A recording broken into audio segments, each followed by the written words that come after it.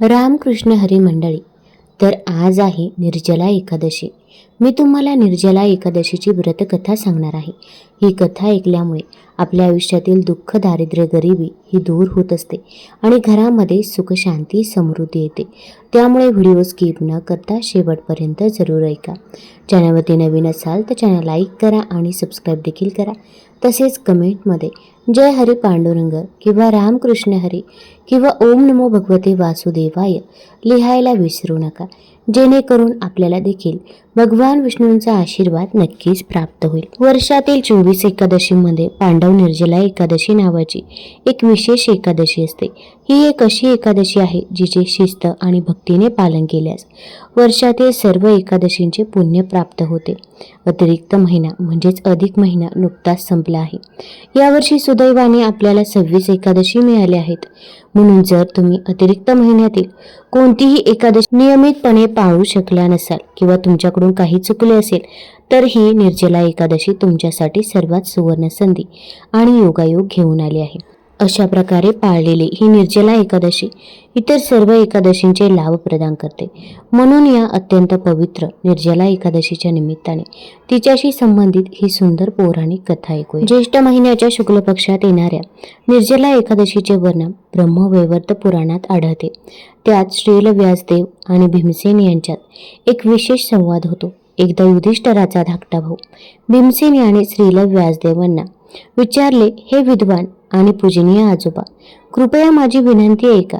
माझा मोठा भाऊ युधिष्ठिर, आई कुंती, अर्जुन, नकुल, सहदेव आणि द्रौपदी हे सुद्धा एकादशीला काहीही खात नाही. ते मला नेहमी उपवास करण्याचा आग्रह करतात. मला माहीत आहे की एकादशीला उपवास करणे ही एक शास्त्रोक्त प्रथा आहे, पण मी त्यांना सांगतो की मी उपवास करू शकत नाही. मी दानधर्म करू शकतो आणि योग्य विधीने भगवान केशवाची पूजा करू शकतो, पण मी उपवास करू शकत नाही. हे आजोबा, कृपया मला सल्ला द्या की मी एकादशीच्या उपवासाचे फायदे कसे मिळवू शकेन. भीमसेनाकडून हे ऐकून शाल्यव्यास म्हणाले, हे भीमा, जर तुला उच्च लोकांमध्ये जायचे असेल आणि नरक अग्नीतून सुटका हवी असेल तर तुला दर महिन्याला येणारे 2 एकादशीचे व्रत पाळावेच लागतील. तुला अन्न त्याग करावा लागेल. व्यासांचे शब्द ऐकून भीमसेन अधिकच दुःखी झाला. डोळ्यात अश्रू आणून तो आपल्या आजोबांना म्हणाला, हे आजोबा, देवाने सांगितलेले 24 एकादशीचे व्रत पाळणे माझ्यासाठी पूर्णपणे अशक्य आहे. मी क्षणभरही उपाशी राहू शकत नाही.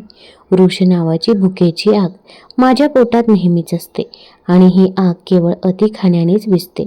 त्यामुळे मी कितीही प्रयत्न केला तरी वर्षातून फक्त एकदाच व्रत करू शकतो. मी फक्त 1 दिवसच उपाशी राहू शकतो, त्याहून अधिक नाही. कृपया मला सांगा की असं कोणतं व्रत आहे जो पाळल्यास मला सर्व एकादशीच्या व्रतांचे लाभ मिळतील. हे ऐकून व्यासदेव म्हणाले, हे पुत्रा, ज्येष्ठ महिन्याच्या शुक्ल पक्षात येणाऱ्या एकादशीला निर्जला एकादशी म्हणतात. या एकादशीला पाण्यापासूनही दूर राहून पूर्ण उपवास करावा. या एकादशीला काही खाऊ किंवा पिऊ नये, नाहीतर उपवास मोडतो. केवळ अन्नापासूनच नव्हे तर पाण्यापासूनही दूर राहावे.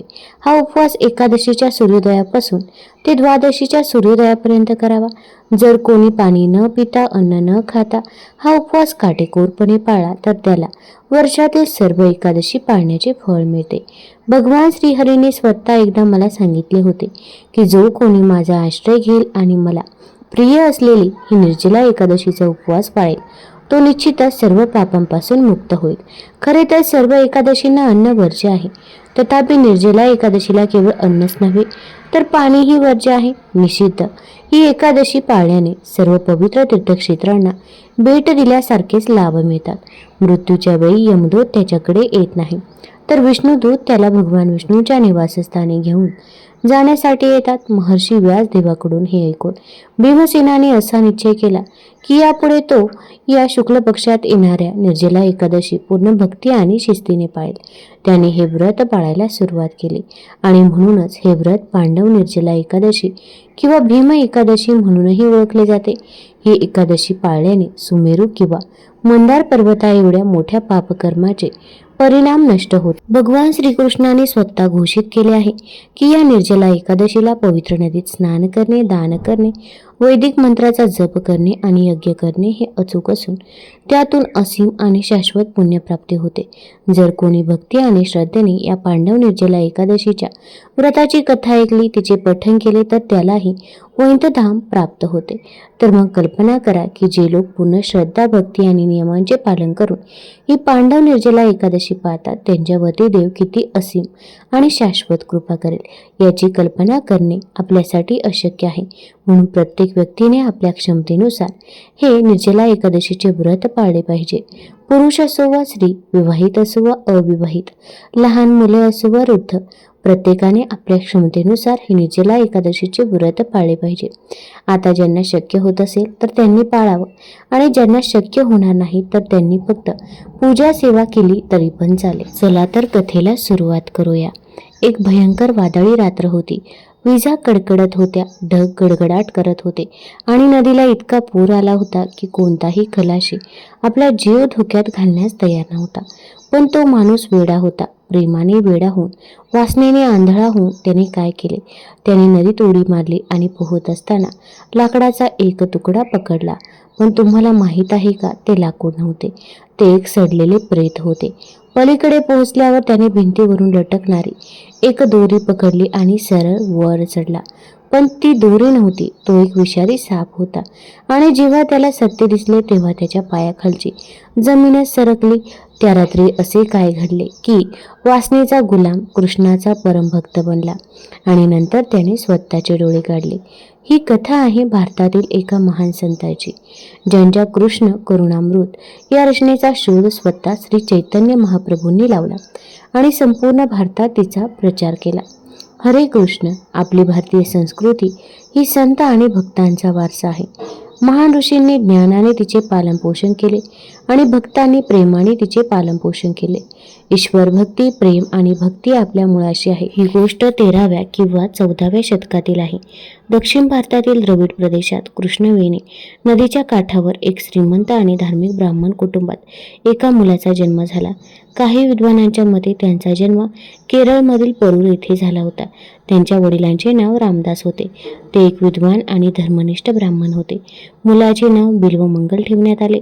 बालपणापासूनच बिल्वमंगल अत्यंत तीक्ष्ण बुद्धीचा होता. त्याच्या वडिलांनी त्याला वेद, उपनिषदे, पुराणे आणि इतर अनेक धर्मग्रंथ शिकवले. तो संस्कृतमध्येही पारंगत झाला आणि एक विद्वान ब्राह्मण म्हणून ओळखला जाऊ लागला. पण नियतीचा नियमच असा होता की बिल्वमंगल तरुण असतानाच त्याचे आई वडील वारले. आता तो अनाथ झाला होता. पण त्याच्या वडिलांनी मागे ठेवलेली अमाप संपत्ती त्याच्याकडे होते आणि असे म्हटले जाते की जर एखाद्या माणसाकडे संपत्ती असेल पण बुद्धीची कमतरता असेल तर तीच संपत्ती त्याच्या पतनाचे कारण बनते. बिल्वमंगलच्या बाबतीतही असेच काहीसे घडले. अमाप संपत्ती आणि तारुण्याचा उन्माद या दोन्ही गोष्टींनी त्याला भरकटवले. तो आपली पत्नी आणि कुटुंब आणि आपले ब्राह्मणत्व विसरला. एके दिवशी त्याने कृष्णवेणी नदीच्या पलीकडे राहणाऱ्या चिंतामणी नावाच्या एका अत्यंत सुंदर स्त्रीला पाहिले. चिंतामणी ही एक वेश्या होती, पण ती काही सामान्य वेश्या नव्हती. ती अत्यंत सुंदर होती. तिचे गाणे मधुर होते आणि विशेष म्हणजे ती भगवान कृष्णाची भक्त होती. ती अनेकदा कृष्णाची भजने गात असे. पण बिल्वमंगलला तिच्या भक्तीमध्ये रस नव्हता. त्याला फक्त तिचे सौंदर्य दिसत होते आणि हळूहळू त्याचे आकर्षण इतके तीव्र झाले की तो तिच्याशिवाय एक दिवसही जगू शकत नव्हता. जागेपणी तो चिंतामणीचाच विचार करत असे. झोपेतही त्याला तिची स्वप्न पडत असे. त्याने आपली वडिलोपार्जित मालमत्ता विकायला सुरुवात केली. त्याने आपल्या पत्नीकडून चोरी केली. त्याने आपल्या मुलांकडे आणि कुटुंबाकडे दुर्लक्ष केले. त्याने आपली सर्व योग्य ब्राह्मणी कर्तव्ये सोडून दिली. त्याला फक्त एकच ध्यास लागला होता, चिंतामणी चिंतामणी. एक संस्कृत म्हण आहे, कामातुराणा न भय न लज्जा. कामवासनेने आंधळ्या झालेल्या माणसाला भीती किंवा लाज वाटत नाही. त्याचप्रमाणे बिल्वमंगलचे नशीबही तसेच होत चालले होते. त्याने त्या एका स्त्रीसाठी आपले शरीर, आपले हृदय, आपली धनसंपत्ती, आपली कौटुंबिक प्रतिष्ठा, आपला धर्म आणि आपल्या जातीचे सर्व नियम व कायदे यांचा त्याग केला. त्याने कशाचीही पर्वा केली नाही. पण हा दैवी खेळ पहा. ज्या चिंतामणीला बिल्वमंगल आपले सर्वस्व मानत होता, तीच चिंतामणी त्याच्या आयुष्यातील सर्वात मोठी गुरु बनणार होती. पण असा चमत्कार कसा घडू शकला? एक वेश्या आणि ती सुद्धा त्याची गुरु कशी बनू शकली? कसे, हे जाणून घेण्यासाठी चला त्या रात्रीच्या घटनेबद्दल पाहूया, ज्याने सर्व काही बदलून टाकले. तो दिवस बिल्वमंगलच्या वडिलांच्या पहिल्या पुण्यतिथीचा होता. तो श्राद्धाचा दिवस होता. शेकडो ब्राह्मण जमले होते. वैदिक मंत्रोच्चार सुरू होते. एक पवित्र प्रसंग होता, जेव्हा मुलाने आपल्या वडिलांच्या आत्म्याच्या शांतीसाठी पूर्ण समर्पणाने विधी करणे अपेक्षित होते. पण बिल्वमंगलचे मन दुसरीकडेच होते. त्याने त्या सकाळी नदी पलीकडे असलेल्या चिंतामणीला निरोप पाठवला होता की श्राद्धामुळे तो आज येऊ शकणार नाही. चिंतामणीनेही आपले दरवाजे बंद करून गाढ झोप घेतली होती. आता जसा विधी पुढे सरकत होता तशी बिल्वमंगलची अस्वस्थता वाढत होती. तो वारंवार पुजाऱ्यांना सांगत होता, लवकर करा, मला जायचे आहे आणि तुम्ही सगळे किती वेळ घेणार आहात? हा विधी लवकर संपवा. हे पाहून पुजारी सुद्धा आश्चर्यचकित झाले. जर बिल्वमंगल आजही असाच वागत असता तर त्याचे काय झाले असते आणि त्याच्या पूर्वजांचे, त्याच्या वडिलांचे काय झाले असते? हे प्रभू, कृपया या आंधळ्या वेश्या भक्ताची काळजी घ्या. विधी संपताच बिल्वमंगल नदीकडे धावला. पण निसर्गाला आज त्याला थांबवायचे होते आणि तिने तसे करण्याचा निश्चयच केला होता. आकाशात काळे ढग जमा झाले होते. विजा चमकल्या. मुसळधार पाऊस पडू लागला आणि नदीला भयंकर पूर आला. नदीला पूर आला होता. लाटा बिल्वमंगलला थांबवण्याचा प्रयत्न करत गर्जना करत होत्या.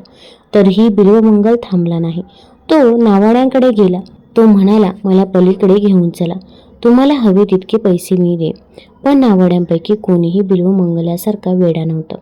हवे तितके पैसे मिळत असले तरी कोणताही नावाडी आपला जीव धोक्यात घालण्यास तयार नव्हता. प्रत्येकाला माहीत आहे की जीव पैशापेक्षा मौल्यवान आहे. ते म्हणाले, महाराज, आज रात्री पलीकडे जाणे शक्य नाही. कृपया थांबा. तुम्ही उद्या सकाळी निघू शकता. पण हा बिल्वमंगल होता. कामवासनेने आंधळा झालेला. तो उद्यापर्यंत थांबणार नव्हता. त्याने आपली सगळी विवेकबुद्धी आणि बुद्धी गमावली होती. क्षणभरही विचार न करता त्याने खवळलेल्या नदीत उडी घेतली.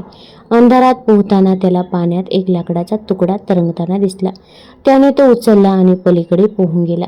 पलीकडच्या काठावर पोहोचल्यावर तो चिंतामणीच्या घराकडे धावत गेला. पण दार बंद होते, कारण चिंतामणीला आधीच निरोप मिळाला होता. वादळाचा गडगडाट इतका तीव्र होता की त्याचे दार ठोठावणेही त्यात ऐकू येत नव्हते. मग विजेच्या कडकडात त्याला भिंतीवरून एक दोरी लटकलेली दिसली. बिल्वमंगलने विचार न करता ती दोरी पकडली आणि भिंत चढला. त्याने थेट खिडकीतून आत उडी मारली आणि तो चिंतामणीच्या पायाशी पडला. जेव्हा पाऊस थांबला तेव्हा चिंतामणी दिवा घेऊन बाहेर आली. अशा भयंकर रात्री कोण आले आहे हे पाहण्यासाठी, आणि तिने जे पाहिले ते पाहून तिचे डोळे विस्पारले. बिल्वमंगलने नदी पार करण्यासाठी वापरलेली काठी म्हणजे एक सडलेले प्रेत होते. पाण्यात तरंगणारा एक मृतदेह, जो बिल्वमंगलने आपल्या संगीतात इतका मग्न असल्यामुळे काठी समजून पकडला होता. त्याने भिंत चढण्यासाठी वापरलेली दोरी म्हणजे भिंतीला लटकलेला एक प्रचंड विषारी साप होता. बिल्वमंगल अवस्था पाहण्यासारखी होती. तो अर्धनग्न, पूर्णपणे भिजलेला होता आणि त्याच्या शरीराला दुर्गंधी येत होती. तो मृतदेह एक विद्वान एका ब्राह्मणाचा मुलगा. आज तो मृतदेह आणि साप घेऊन एका वेश्येच्या घरी पोहोचला होता. चिंतामणीने हे सर्व पाहिले आणि तिच्या तोंडातून निघालेल्या शब्दांनी बिल्वमंगलचे आयुष्य कायमचे बदलून टाकले. चिंतामणी म्हणाला, तुला लाज वाटत नाही का? तू खरंच ब्राह्मण आहेस का? तू एका दिवसासाठी सुद्धा आपल्या इंद्रियांवर नियंत्रण ठेवू शकत नाहीस का? माझ्या या शरीराने जे केवळ मांस, हाडे आणि रक्ताने बनलेले आहे, तुला इतके वेड लागले आहे का? तुला ही साधी गोष्ट समजत नाही का? माझे बाह्य सौंदर्य क्षणभंगूर आहे. जे शरीर आज तुला इतके आकर्षक वाटते ते उद्या तुला पाण्यात तरंगताना दिसेल, अगदी त्याच सडलेल्या प्रेतासारखे, ज्याला तू आज नदी पार करण्यासाठी उचलून नेले होतेस. आणि मग चिंतामणी असे शब्द बोलला जे बिल्वमंगलाच्या हृदयावर जणू वीज कोसळल्यासारखे आदळले.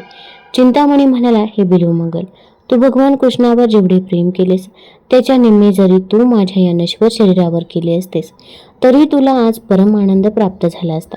तुमच्या आयुष्याची लाज, तुमची स्वतःची लाज हे शब्द नव्हते, तर चिंतामणीने फेकलेली ती वीजच होती. बिल्वमंगलच्या वासनेने भरलेल्या हृदयात काय चालले आहे हे त्याला माहीत होते आणि त्या भावनेने बिल्वमंगलचा जीव जणू त्याच्या छातीतून बाहेर खेचला गेला. त्याचा आत्मा इतका हादरला की जणू त्याचा जीवच घेतला जाणार होता. त्याचे डोळे उघडले. अंधारात किती खोलवर बुडालो होतो हे त्याला समजले. एका वैश्येने त्याला असे ज्ञान दिले होते जे धर्मग्रंथांचा अभ्यास करूनही मिळू शकले नव्हते.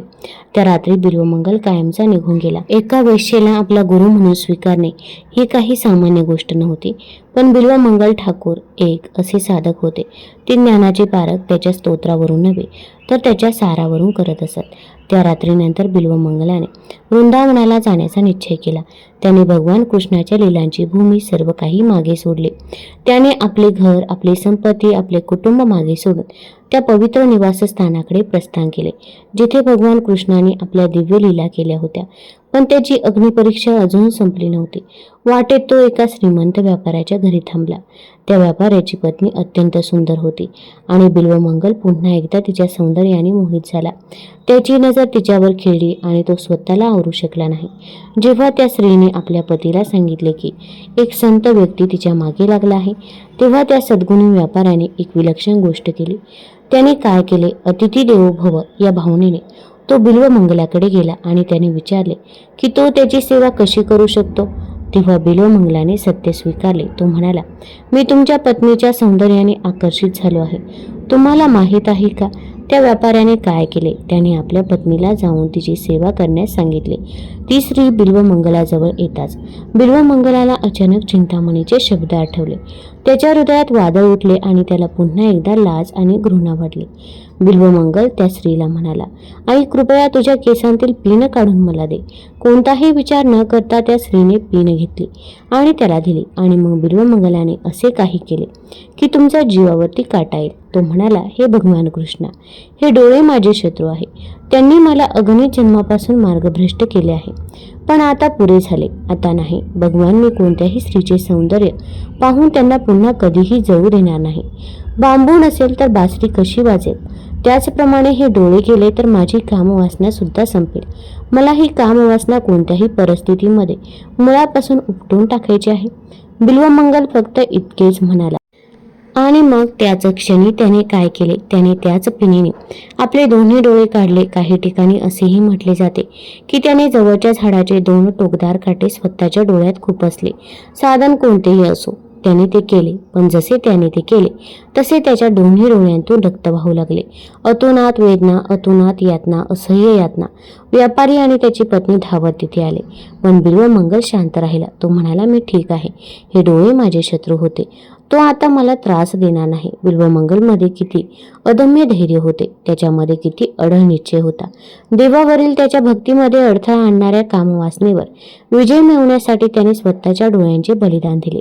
आणि तुम्हाला माहीत आहे का, सर्वात आश्चर्यकारक गोष्ट काय आहे? जो माणूस आपल्या भौतिक डोळ्यांनी आंधळा झाला होता तो आता भक्तीच्या डोळ्यांनी भगवान कृष्णाला समोरासमोर पाहणार होता.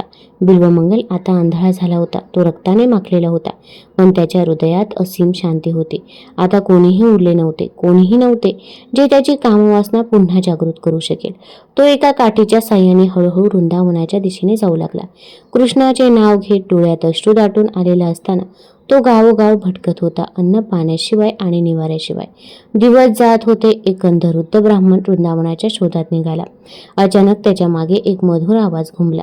अहो महाराज, तुम्हाला काय झाले आहे? तुम्ही असे का भरकटत आहात? तुम्हाला थोडे दूध हवे आहे का? बिल्वमंगलने विचारले. तू कोण आहेस बाळा? त्या मधुर आवाजाने उत्तर दिले, मी याच गावात राहतो. मी एक गोपाळ आहे. मी गायी चारतो. तुमची इच्छा असेल तर मी तुम्हाला रोज दूध देऊ शकेन. बिल्वमंगलच्या मनात त्या मुलाबद्दल असीम प्रेम दाटून आले. त्याला कळत नव्हते की त्या आवाजात असे काय होते. ते काहीही असो, त्यात असे काहीतरी होते जे त्याच्या मनाला खोलवर भिडले. मग तो रहस्यमय मुलगा म्हणाला, या बाबा, मी तुम्हाला वृंदावनाला घेऊन जातो. माझा हात धरा, तुमची काठी धरा. मी तुम्हाला मार्ग दाखवतो. आणि मग एक चमत्कार घडला. एका अंधवृद्ध माणसाला एकट्याने पूर्ण करायला 6 महिने लागलेला प्रवास त्या गोपाळ मुलाने अवघ्या काही दिवसातच पूर्ण झाला. वृंदावनाला पोहोचल्यावर बिल्वमंगल ब्रह्मकुंडाजवळ स्थायिक झाले. ते तिथेच राहू लागले आणि तो रहस्यमय मुलगा रोज त्यांना भेटायला येऊ लागला. ते त्याला दूध पाजत त्याला आरामदायक ठिकाणी घेऊन जात आणि त्याच्याशी गोड बोलत. बिल्वमंगल त्यांच्या मनात त्या मुलाबद्दल प्रचंड स्नेह निर्माण झाला. आणि मग एके दिवशी तो क्षण आला ज्यामुळे सर्व काही स्पष्ट झाले. त्या दिवशी त्याने त्या गोपाळने आपली बासरी वाजवली. तो मधुर मनमोहक हृदय पिवटून टाकणारा नाद. बिल्वमंगल ठाकूर तल्लीन झाले. जणू काही आनंदाची एक लाट त्यांच्या अंगातून ससवून गेली होती. आणि अचानक त्यांना जाणीव झाली. काय अद्भुत जाणीव! ज्याला ते एक सामान्य मुलगा समजत होते तो काही सामान्य गोपाळ नव्हता. तो साक्षात सावळा सुंदर भगवान श्रीकृष्ण होता. आणि त्याने खोटे सांगितले नव्हते. तो म्हणाला होता, मी एक गोपाळ आहे. बिल्वमंगलने श्रीकृष्णाला स्पर्श करण्यासाठी उत्सुकतेने आपला हात पुढे केला. खोडकर गोपाळनेही त्याच्या हाताला स्पर्श केला. तो प्रेमाने हसला आणि मग जसे तो नेहमी सर्वांशी वागतो तसा पळून गेला. बिल्वमंगल उद्गारले आणि त्यांच्या मुखातून निघालेला तो श्लोक आजही भक्तांच्या हृदयात घुमतो. हे कृष्णा, तू माझ्या पकडीतून सुटू शकतोस पण माझ्या हृदयातून कधीच सुटू शकणार नाही. तुझं प्रेम किती गहन आहे. बिल्वमंगल म्हणत होते, हे कृष्णा, तू माझ्या शारीरिक पकडीतून सुटू शकतोस पण माझ्या हृदयातून कधीच सुटू शकणार नाहीस, कधीच नाही. खरोखरच कृष्ण त्यांच्या हृदयात कायमचा कैद झाला होता. अखेर देव आपल्या भक्तांच्या हृदयातून कसा सुटू शकतो? म्हणूनच भक्त आपल्या हृदयात कैद करून ठेवतात. कृष्ण कितीही खोडकरपणा करो, इकडे तिकडे धावू, पण तो आपल्या भक्तांच्या हृदयातून कधीच सुटू शकणार नाही. आणि बिल्वमंगल याचे विधान किती खरे होते. बिल्वमंगल ठाकूर आता वृंदावनात कायमचे स्थायिक झाले. त्यांचे गुरु सोमगिरी यांनी त्यांना दीक्षा दिली आणि लीलाशुक हे विशेष नाव दिले. लीलाशुक म्हणजे प्रभूंच्या लीलांचा पोपट. ज्याप्रमाणे पोपट आंबा चावतो तेव्हा तो अधिक गोड लागतो, त्याचप्रमाणे बिल्वमंगल ठाकूर यांनी आपल्या श्लोकांनी भगवान श्रीकृष्णांच्या लीला अधिक मधुर केल्या. श्रीमद भागवताचे रचनाकार सुखदेव गोस्वामी यांचे आध्यात्मिक उत्तराधिकारी म्हणून त्यांना हे नाव दिले आहे. आणि त्यानंतर त्यांनी श्रीकृष्ण करुणामृत या अमर ग्रंथाची रचना केली, ज्याचा अर्थ कृष्णाच्या कानांसाठी अमृत किंवा कृष्णाबद्दल ऐकण्याचे अमृत असा होतो. एक माणूस जो आपल्या डोळ्यांनी आंधळा झाला होता तो कृष्णाच्या संगीताच्या सौंदर्याचे अशा प्रकारे वर्णन करत होता जे डोळ्यांनाही वर्णन करता येत नव्हते. आणि मग तो ग्रंथ शोधण्याची वेळ आली.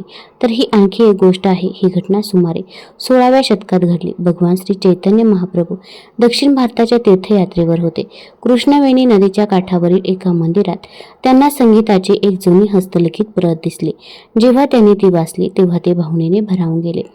तो बिल्वमंगल ठाकूर यांचा कृष्ण करुणामृत हा ग्रंथ होता. महाप्रभूंनी तात्काळ 12 लेखकांना बोलावून रातोरात तो ग्रंथ लिहून घेतला, पण ते फक्त पहिला अध्यायच पूर्ण करू शकले.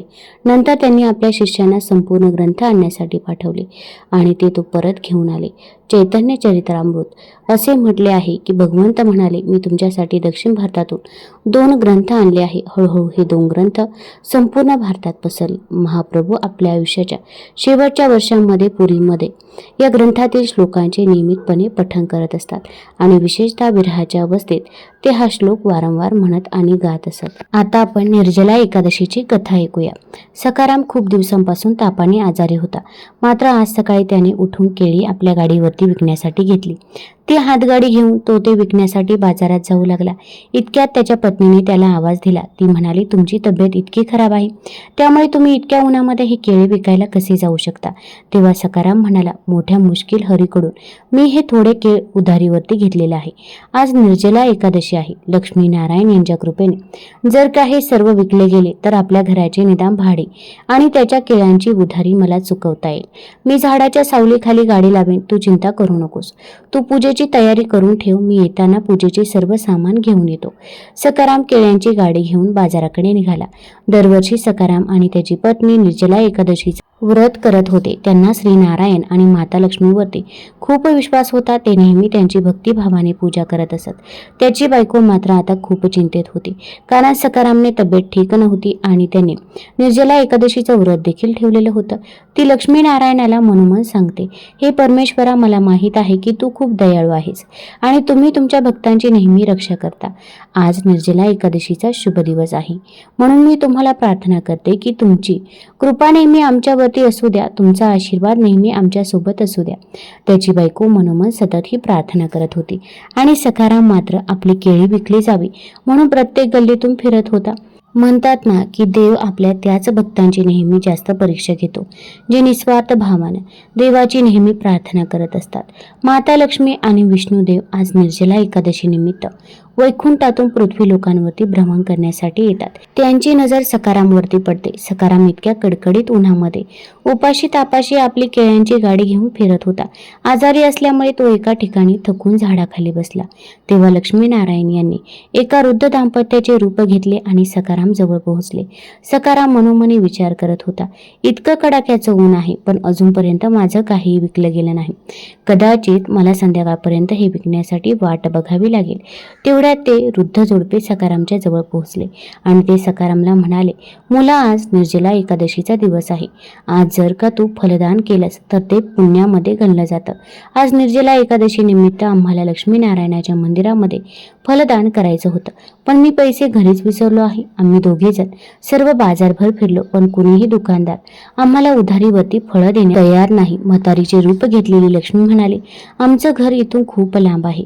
आम्हाला जाऊन येण्यामध्ये खूप उशीर लागेल. आम्ही आता इतके म्हातारे आहोत, त्यामुळे आम्ही घरी जाऊन पुन्हा येऊ शकत नाही. त्यातच आम्ही खूप थकून जाऊ.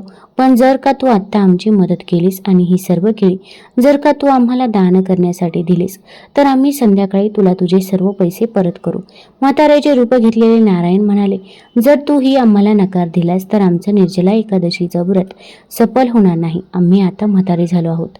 माहीत नाही आम्ही पुढच्या वर्षी असू की नाही.